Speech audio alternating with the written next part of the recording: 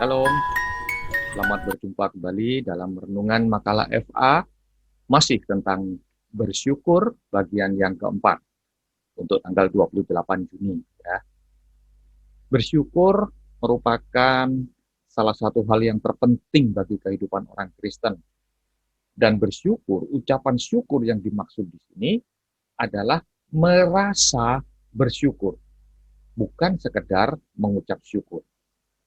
Nah, kalau kita amati hari-hari ini, atau mungkin kita sendiri yang melakukan, pagi-pagi ketika kita baru bangun tidur, yang pertama-tama kita lakukan seringkali adalah justru memeriksa handphone kita. Seringkali kita melihat pesan-pesan yang masuk melalui WhatsApp, atau kadang-kadang kita mungkin yang usianya sudah lebih senior, kita mencari koran, membaca koran, dan lain sebagainya. Yang telat bangun mungkin langsung buru-buru, cepat-cepat mandi, cepat-cepat berangkat untuk kerja, untuk sekolah, dan lain sebagainya. Kita lupa bahwa seharusnya sebagai orang Kristen, ketika kita bangun di pagi hari, maka hal pertama yang harus kita lakukan sebetulnya adalah mengucap syukur lebih dahulu. Ambil saat teduh, ambil waktu sejenak, kontak dengan Tuhan, buat kita merasa bersyukur, sehingga kita bisa melalui hari yang akan kita lalui itu dengan perasaan yang nyaman, dengan semangat, dan dengan sukacita. Mood kita akan bagus sepanjang hari. Ya. Nah, pada kesempatan ini kita akan membahas 3 macam bentuk ucapan syukur menurut Alkitab. Ya. Yang pertama adalah ucapan syukur dengan mendoakan hamba-hamba Tuhan. Jangan lupa, hamba-hamba Tuhan juga adalah manusia yang memiliki banyak kekurangan. Jadi ucapan syukur dengan mendoakan hamba-hamba Tuhan, salah satu ayat pendukungnya adalah 2 Korintus 1 ayat 11, yang bunyinya seperti ini. Karena kamu juga turut membantu mendoakan kami, supaya banyak orang mengucap syukur atas karunia yang kami peroleh, berkat banyaknya doa mereka untuk kami. Jadi, ketika kita mendoakan orang-orang hamba-hamba Tuhan, maka itu adalah sangat dibutuhkan oleh mereka. Karena sekarang ini justru lebih banyak orang yang menantikan berita kejatuhan hamba Tuhan daripada yang mendoakan mereka. Jangan lupa, hamba-hamba Tuhan ini adalah sarana Tuhan, adalah alat-alat yang Tuhan pakai untuk melakukan pelebaran kerajaan surga. Jadi, kita bersyukur apabila kita bisa ikut ambil bagian melalui mereka, melalui hamba-hamba Tuhan ini. Ya, melalui pekerjaan yang Tuhan sudah libatkan mereka. Nah, jadi pernahkah kita, mungkin di antara kita pernah mengalami ya, tiba-tiba kita diingatkan untuk mendoakan seseorang. Ambil bagian itu. Jangan sampai terlewat. Ya, karena di saat seperti itu, orang yang diingatkan kepada Anda sangat membutuhkan doa Anda. Paulus mengatakan bahwa mereka bisa bertahan dan mereka bisa memberikan satu pelayanan yang baik kepada jemaat, salah satunya adalah karena pemberian doa dari orang-orang. Pemberian doa orang-orang yang mendoakan Paulus dan kawan-kawannya di dalam pelayanan. Itu yang pertama. Yang kedua, bentuk ucapan syukur bisa kita berikan dengan ucapan syukur dengan pemberian. Jadi yang pertama tadi ucapan syukur dengan mendoakan hamba-hamba Tuhan. Yang kedua ucapan syukur dengan pemberian.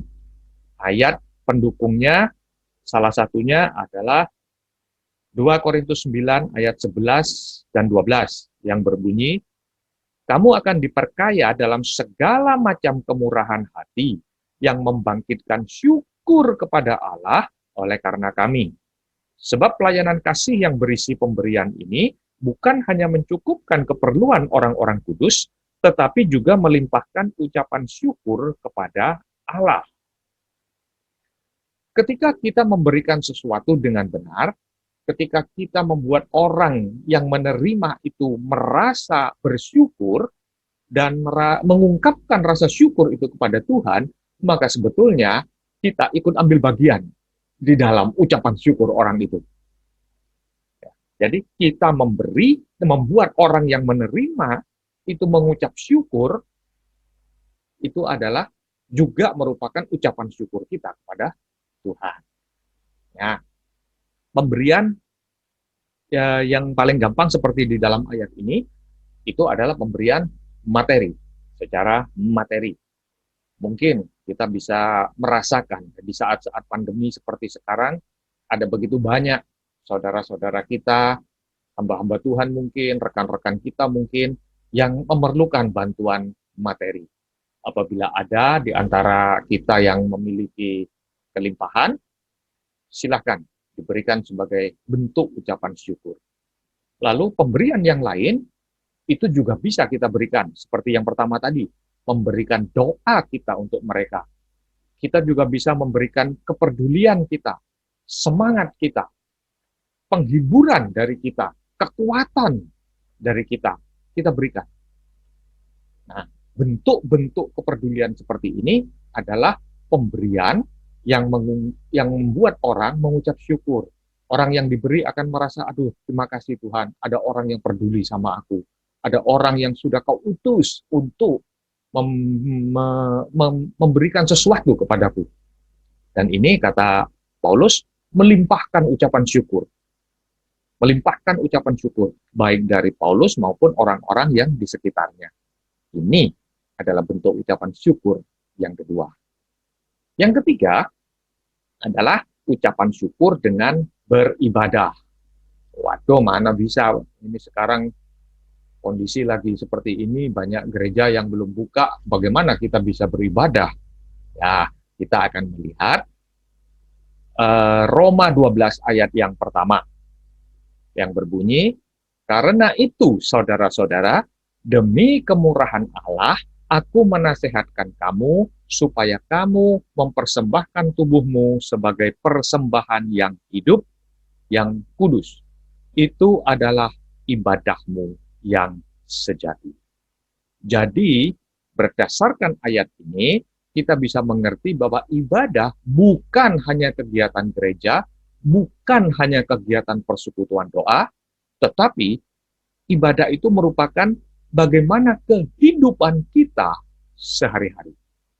Bagaimana cara kita hidup, termasuk bangun tidur tadi, pagi-pagi bangun tidur, apa yang kita lakukan? Kemudian sepanjang hari, apa yang keluar dari mulut kita, dari lidah bibir kita, apa yang keluar dari sikap tingkah laku kita, itu semua adalah ibadah yang sejati. Apakah keseharian kita mendukakan Tuhan, atau keseharian kita merupakan ungkapan rasa syukur dalam bentuk ibadah, dalam bentuk kehidupan yang berkenan dan yang menyenangkan Tuhan. Itu ibadah kita, itu adalah ucapan syukur yang bisa kita naikkan kepada Tuhan. Jadi, dalam kesempatan ini ada 3 poin yang kita pelajari sebagai bentuk ucapan syukur kita. Yang pertama adalah dengan mendoakan hamba-hamba Tuhan. Yang kedua adalah dengan pemberian. Dan yang ketiga adalah dengan ibadah yang sejati. Puji Tuhan, Tuhan memberkati kita semua. Sehat senantiasa, Tuhan menyertai. Amin.